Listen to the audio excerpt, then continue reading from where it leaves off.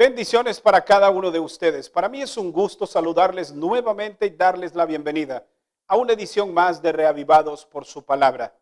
Hoy meditaremos en el capítulo número 1 de la primera carta a los Corintios. Hoy abrimos una carta más del apóstol Pablo. Recordemos que en la carta anterior, Pablo amonestó a los romanos a seguir adelante. Dio consejos maravillosos que sin duda encontraremos también más en la carta que iniciamos el día de hoy. Esta carta fue escrita con dos propósitos. La primera, amonestar la división que había entre los hermanos en Corinto y también aclarar algunos puntos doctrinales que ellos mismos habían pedido a Pablo que les ayudara a entender. Veamos cuáles son las lecciones que nos deja el mensaje de este día. Notemos lo que registran los primeros versículos del capítulo de hoy. Pablo, llamado a ser apóstol de Jesucristo por la voluntad de Dios, y el hermano Sóstenes. A la iglesia de Dios que está en Corinto, a los santificados en Cristo Jesús, llamados santos, con todos los que en todo lugar invocan el nombre de nuestro Señor Jesucristo, Señor de ellos y también Señor nuestro. Gracia y paz a vosotros, de parte de Dios nuestro Padre y del Señor Jesucristo. Pablo comienza, al igual que su carta a los romanos, con un saludo fraternal a todos sus hermanos allí en Corinto, pero también agradece. Comienza agradeciendo por al menos 4 razones. La primera de ellas la encontramos en el versículo 4.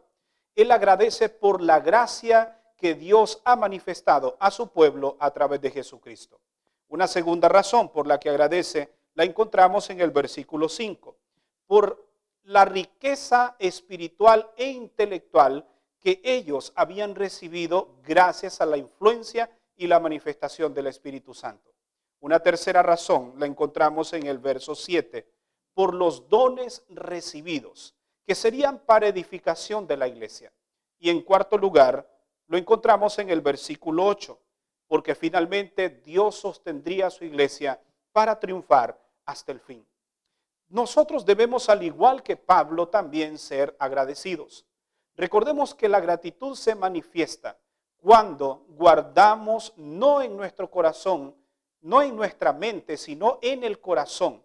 Guardamos esos recuerdos maravillosos que Dios ha hecho por nosotros. Entonces, la gratitud es algo que brota de manera espontánea. También en los versículos 10 y 11, el apóstol Pablo hace un ruego especial.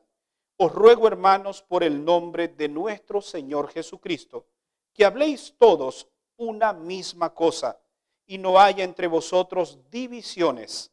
Antes estad perfectamente unidos en una misma mente y en un mismo parecer. Este es el problema por el cual Pablo escribe esta carta. Según el informe que él recibió, los hermanos en Corinto estaban divididos por ciertas prácticas y algunas doctrinas que habían sido mal entendidas. ¿Cuáles eran las razones por las cuales la iglesia estaba dividida en aquel entonces? Hay al menos 3 de ellas. La primera, el celo de liderazgo. Algunos decían que eran de Pablo, otros de Apolo, otros de Cefa y otros de Jesucristo.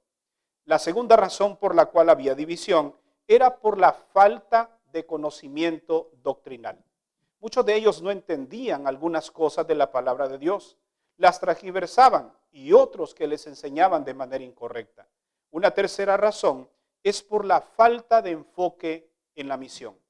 Ellos se habían enfocado en pelear, en dividirse, en dar criterios y puntos de vista a cada quien y pelear en base a eso. Pero se habían olvidado realmente cuál era el propósito por el cual Dios les había llamado.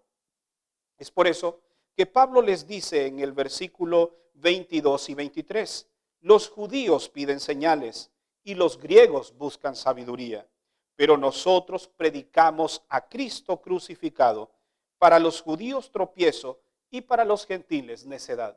En otras palabras, Pablo les dice, deben enfocarse, deben buscar realmente lo importante y dejen de estar peleando.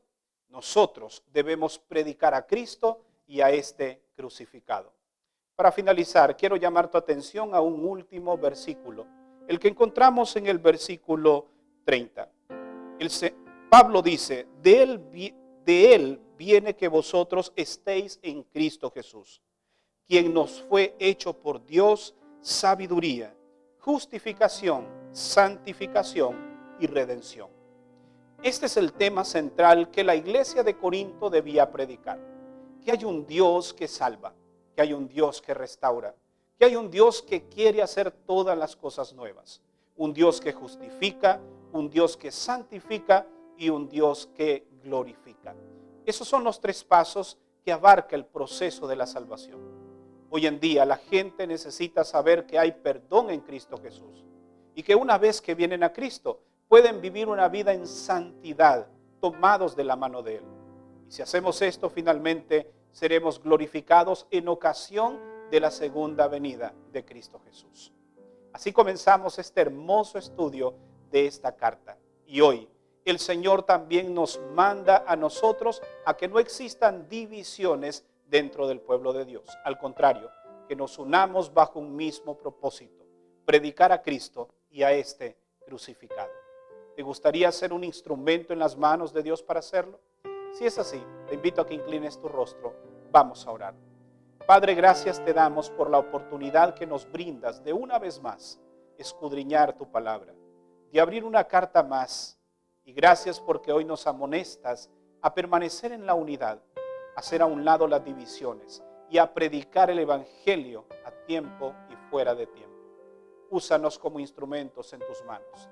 Te lo rogamos en el nombre de Jesús. Amén. Gracias por habernos acompañado en la meditación de este día.